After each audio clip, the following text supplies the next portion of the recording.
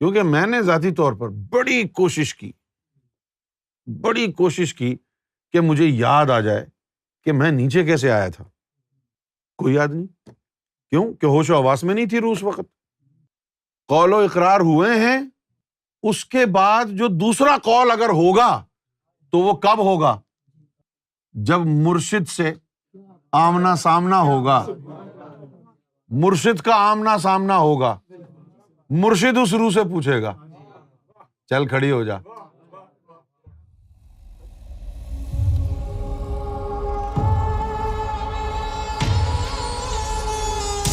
محمد شہاب الدین، قالوا ربنا امتنا الاثنین، یہاں پر لکھا ہے کہ وہ بندے جو ہیں وہ کہیں گے کہ تو نے دو دفعہ ہمیں موت دی اور 2 دفعہ ہم کو زندگی دی، تو یہ 2 دفعہ زندگی اور 2 دفعہ موت یہ کیا ہے؟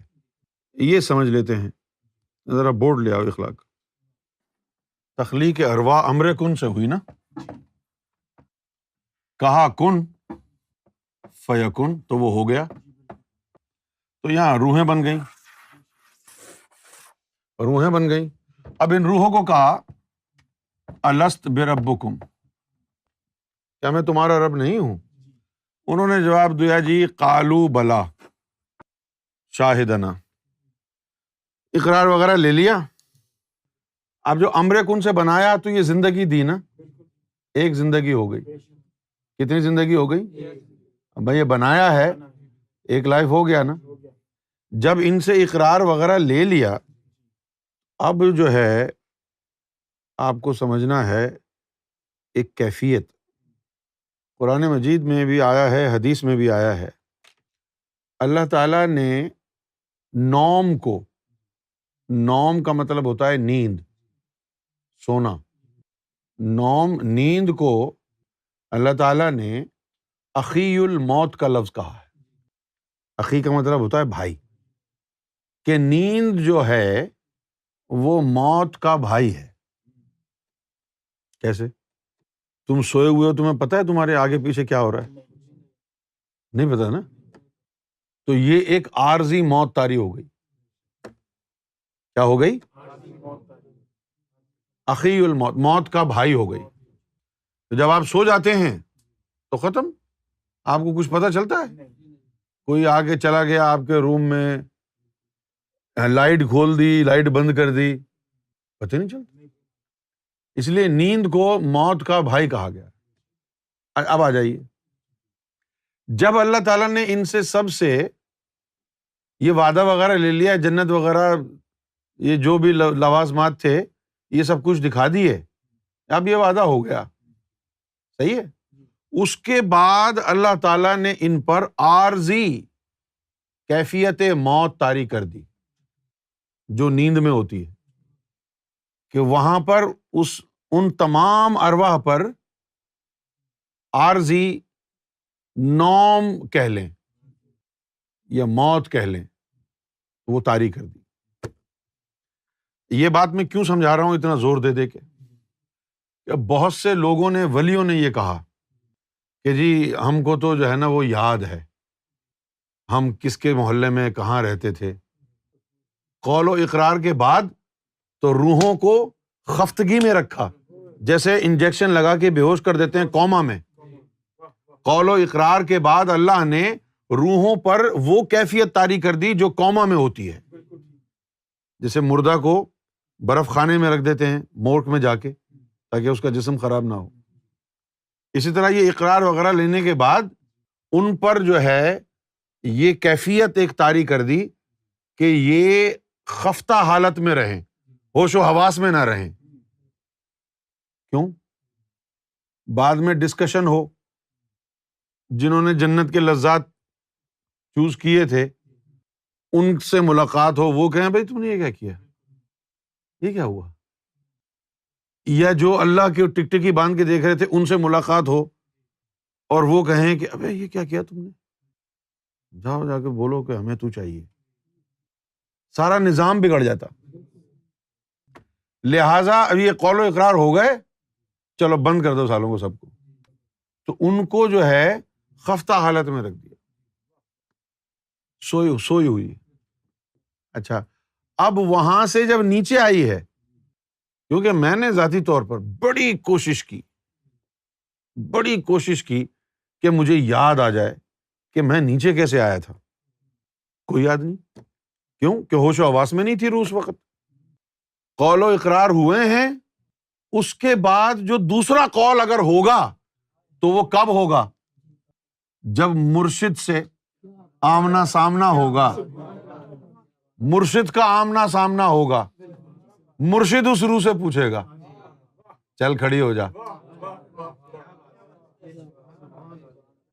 مرشد پوچھے گا کھلو جا،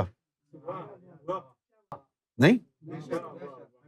اس کے مرشد سے ملاقات اور وہ جو یوم ازل کے قول و اقرار ہیں اس کے بیچ میں کوئی ایکٹیویٹی نہیں تھی، آپ کوما میں تھے۔ اچھا، اب آپ نیچے آ گئے، پیدا ہو گئے ہیں، لگے رہے تسبیح گھمانے، نماز پڑھنے میں، مندر مسجد چرچ جانے میں، اور جس نے قول و اقرار کیے ہوئے تھے وہ سو رہی ہے روح، اسے پتہ ہی نہیں ہے کیا ہو رہا ہے، اس کو پتہ چلے گا بھی نہیں، یہاں تک کہ مرا کے جب عالم برزخ میں وہ روح جائے گی تو مجھے کہ میں کہاں ہوں، ابھی تھوڑی دیر پہلے تو ہم قول و اقرار کر رہے تھے اور اب میں یہاں پر سجین میں جل رہی ہوں۔ حیرت ہوگی اس کو۔ تبھی تو قرآن مجید نے کہا کہ تمہارے جتنے بھی اعمال ہیں وہ سب جو ہے ریکارڈ کیے جا رہے ہیں، پھر تمہاری روح کو دکھائے جائیں گے تم نے یہ کیا ہے زمین پہ جا کے۔ اس کو یاد کیوں نہیں ہے روح کو؟ اس لیے کہ وہ سو رہی تھی، تم نے بیدار ہی نہیں کیا اس کو، تم تو ادھر ادھر کی کہانیوں میں لگے رہے بس۔ چلو جی 2 حج کر لیتے ہیں، 4 عمرے کر لیتے ہیں، مکہ مدینہ ہو کے آ جاتے ہیں، 2 سجدے مار لیتے ہیں، کالا نشان بنا کے حاجی پاجی بن جاتے ہیں، بس اور کیا کیا۔ اب وہ آ گئی روح، پھر آپ نے اس کو بیدار کیا۔ جب آپ نے اس روح کو بیدار کیا تو وہ دوسری زندگی، تو 2 دفعہ زندہ ہو گئے نا۔ تو اب ان 2 دفعہ میں 2 دفعہ زندگی ملنا ہو گئی اور 1 دفعہ موت طاری ہوئی۔ جب روح کو قول و اقرار کے بعد موت طاری کر دی گئی، وہ 1 دفعہ موت ہو گئی ہے، پیدا ہونے سے پہلے ہی 1 دفعہ جی لیے اور 1 دفعہ مر گئے، اور ابھی پیدا ہوئے نہیں آپ، پیدا ہونے سے پہلے ہی 1 دفعہ جی لیے 1 دفعہ مر گئے۔ اس کے بعد مقدر والا کوئی ہوا، اس کو کوئی مرشد کامل مل گیا۔ آج کے زمانے کو چھوڑ دو، آج کے زمانے میں تو مقدر کی ویلیو نہیں رہی، گوھر شاہی جب آ گئے تو جو چاہے اپنا مقدر بنا لے، آ جائے گوھر شاہی کے پاس، کسی بھی دھرم سے ہو، کسی بھی مذہب سے ہو، مقدر چمکا لو۔ جس کو پھر مل گیا مرشد کامل اور جس کی روح بیدار ہو گئی، اب یہ 2 زندگیاں ہو گئی۔ اب کیا ہوگا؟ پھر فائنلی جب موت آئے گی، اب وہ موت آئے گی جسم کو، تو 1 موت اور 1 زندگی اوپر ہو چکی ہے، 1 زندگی اور 1 موت یہاں ہوگی۔ یہاں ماں کے پیٹ سے نکلنے کو زندگی نہیں کہا گیا، اس روح کو بیدار کرنے کو زندگی کہا گیا۔ ماں کے پیٹ سے جو نکلنا ہے وہ زندگی نہیں ہے، ماں کے پیٹ میں زندہ ہی تو تھا، تو ماں کے پیٹ میں زندہ نہیں تھا تو باہر آ کر کے کہو گے یہ زندہ آیا، زندہ ہوا ہے، وہ تو پہلے بھی زندہ تھا، ماں کے پیٹ میں زندہ نہیں تھا۔ تو انہوں نے کہا کہ اے ہمارے رب، 2 مرتبہ ہم کو تو نے مارا ہے اور 2 مرتبہ تو نے ہم کو زندگی دی ہے، فاعترفنا بذنوبنا، تو ہم اعتراف کرتے ہیں اپنے گناہوں کا۔ فاعترفنا، وہی اردو ہے یہ، فاعترفنا اعتراف کرنا، بذنوبنا اپنے گناہوں کی۔ پھر پوچھ رہے ہیں اب فہل الی خروج من سبیل، کوئی باہر جانے کا راستہ ہے اب؟ فہل الی خروج من سبیل، حاجی صاحب کی طرح پڑھ رہا ہوں۔ فہل، تو پھر الی خروج من سبیل، تو کوئی راستہ ہے جہاں سے ہم باہر نکل جائیں؟ یعنی نجات ہو جائے گی اب ہماری؟ یہ پوچھ رہے ہیں لوگ اللہ سے. نجات ہوگی یا نہیں؟ ان کی ہو جائے گی. پوچھو کیوں؟ کیونکہ 2 دفعہ زندہ جو ہو چکے ہیں ان کی روح بیدار ہے. جس کی روح بیدار ہے اس کی نجات ہی نجات ہے.